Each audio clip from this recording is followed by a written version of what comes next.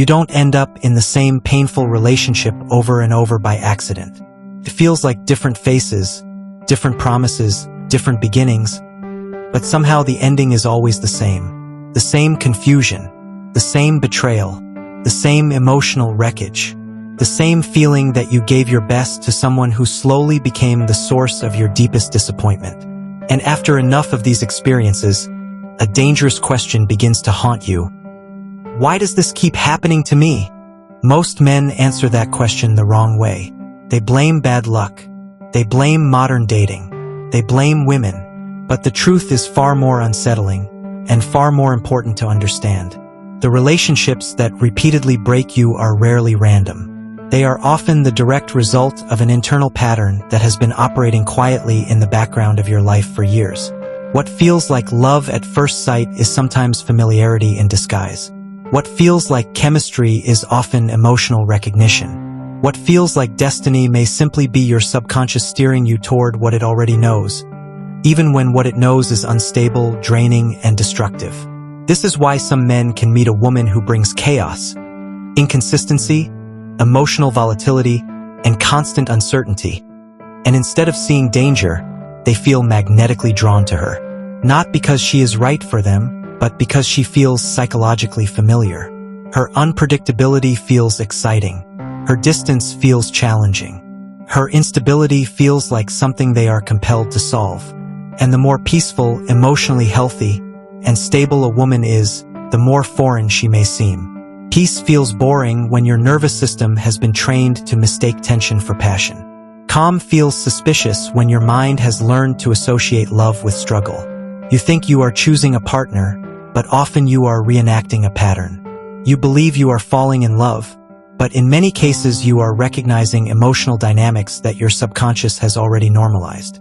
Without realizing it, you keep hiring the same soul in different bodies. Different names, different voices, different appearances, but the same underlying pattern, the same emotional cost, and the same eventual heartbreak. Your heart, left unchecked, can become a terrible recruiter. It does not always select what is healthy. It often selects what is familiar. And if your internal compass has been shaped by unresolved wounds, your attraction can lead you directly into another cycle of disappointment while convincing you that this time will be different. That is why this conversation matters.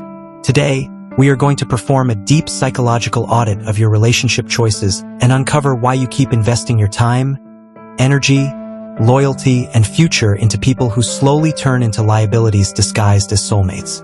We will break down the hidden architecture behind the wrong choices, explain why your instincts may be working against you, and show you how to reprogram the standards you use to select who deserves access to your life. Because if every relationship you have ever trusted has ended in emotional destruction, the problem may not be that you are cursed. The problem may be that your internal selection system is still handing matches to people who have a history of setting everything on fire. And until you understand the psychology behind your attraction patterns, you risk investing another year, another decade, and another part of yourself into someone who was never an asset, only a liability wearing the mask of destiny. Stay with me because what you are about to learn may completely change the way you understand love, attraction, and the hidden reasons you keep choosing the wrong person. The first thing we have to dismantle is the chemistry lie. Society tells you to follow your heart and look for sparks. But in the world of psychology, a spark is often just the friction of two wounded people rubbing their traumas together. When you meet a woman and feel that instant electric pull, that feeling that you just know her, your brain isn't finding the one. It is identifying a familiar threat. You are drawn to her because her defects fit perfectly into your deficits. If you grew up in a house where love was earned through performance, you will be magnetically attracted to a woman who is impossible to please. You aren't chasing her. You are chasing the validation you never got as a child. This isn't romance. It's repetition compulsion. This leads directly into the hero's deficit. Many men choose wrong partners because they have a rescuer identity. You don't look for a partner. You look for a project. You find a woman who is broken, mistreated, or lost, and you think that by saving her, you will finally prove your worth. You think your love is a medicine that can cure her character. But the sovereign man understands that you cannot build a kingdom on a foundation of pity. When you choose a woman based on her need for you, you are ensuring a relationship built on resentment. Eventually, she will resent you for seeing her weakness, and you will resent her for never repaying the debt of your sacrifice. You are auditioning for the role of savior, but you always end up as the victim. Let's look at the cycle of the martyr in the life of Leo. Leo was a high achiever, a man who fixed everything for everyone. When he met Chloe, he saw a beautiful disaster. Chloe had a tragic backstory, a string of toxic exes, and a fire in her eyes that Leo mistook for passion. Every time Chloe blew up her life, Leo was there with a checkbook and an ear to listen. He thought he was earning her loyalty. He thought he was building a bond that could survive anything. Leo is the loser in our story because he ignored the law of the baseline. He believed that if he provided enough stability, Chloe would become stable. He didn't realize that Chloe was addicted to the highs and lows. When Leo finally fixed her problems, Chloe became bored. She didn't want peace. She wanted drama. She eventually betrayed Leo with a man who treated her poorly, because that man resonated with her internal chaos. Leo was left holding the bill for a life he tried to gift to someone who didn't want it. He proved that a man who invests in a broken woman is just paying for the education of his own replacement. He lost his net worth and his self-respect trying to negotiate with a hurricane. The fourth major pattern is the tolerance of the red flag in exchange for the physical height. We have to be honest here. Many men ignore the soul because they are intoxicated by the body. You see the defensive words, the lack of accountability, and the history of betrayal, but you mute the alarm because the intimacy is addictive. This is biological bribery. She is using her sexuality to bypass your security systems. The sovereign man understands that beauty is a resource, but character is the infrastructure. You can live in a beautiful house, but if the wiring is faulty, it will eventually electrocute you in your sleep. If you prioritize the visual over the psychological, you are choosing a partner based on the paint job of a stolen car. We must also analyze the fear of the void. Many of you choose the wrong partner simply because you are terrified of silence. You would rather be fighting with a liar than sitting with yourself. This desperation is visible to predatory partners. They can smell the loneliness on you. When you enter the market from a place of need, you are vulnerable to bad deals. You accept terms that a sovereign man would laugh at. You forgive things that should be fatal because you value the presence more than the quality of the connection. Furthermore, the sovereign man understands the echo of the mother. Whether we like it or not, our first blueprint of love comes from the primary caregiver. If your mother was emotionally unavailable, volatile, or overbearing, you are hardwired to seek that frequency. When you meet a woman who is cold or difficult, your subconscious says, "Finally, someone I know how to love." You are trying to solve an old puzzle with a new person. You have to acknowledge the blueprint before you can redraw the map. You are not finding love. You are seeking a rematch with your childhood. The sixth sign of a broken compass is the deification of potential. You don't choose her for who she is today. You choose her for who she could be in 5 years if she just listened to you. You are dating a ghost. You are in love with a version of her that doesn't exist. This is a form of arrogance. You think you are the alchemist who can turn lead into gold. But people are not metals. If you choose based on potential, you are telling her that she is not enough right now, and you are telling yourself that you don't deserve a finished product. The reality is that the world will validate whatever price you put on yourself. If you discount your worth by accepting a low-value partner, the universe will deliver exactly what you paid for. You are the equity. You are the asset. If you are spending your life on wrong partners, you are performing an intentional devaluation of your own existence. You have to realize that the pattern is predictable. It starts with ignoring the gut, moves to managing the crisis, and ends with the total liquidation of your spirit. It is a circuit that will reset every time you plug into the wrong socket. 90% of your relationship problems could be solved at the selection stage. Stop trying to fix the person and start fixing the filter. You aren't unlucky. You are unchecked. Most people react. Few people understand. If you're here to think deeper, not louder, you belong here. Subscribe and stay with the ones who choose clarity over noise. Leave a comment if you're part of the conversation. No ego, just awareness. The seventh major realization in stopping the cycle of wrong partners is the addiction to the high-low.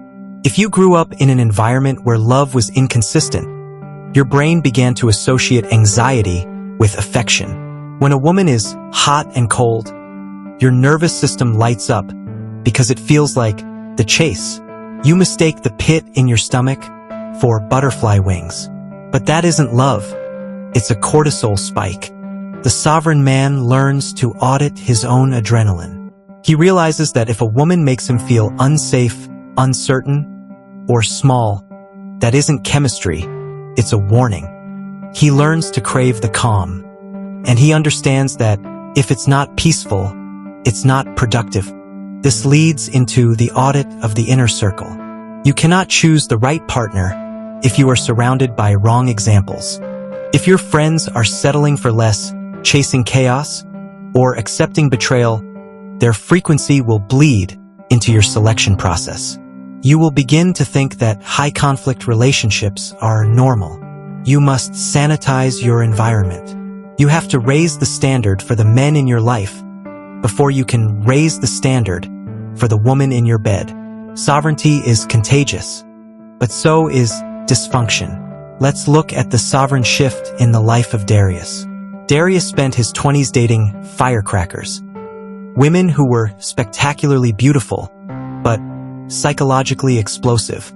He thought that stability was for boring people.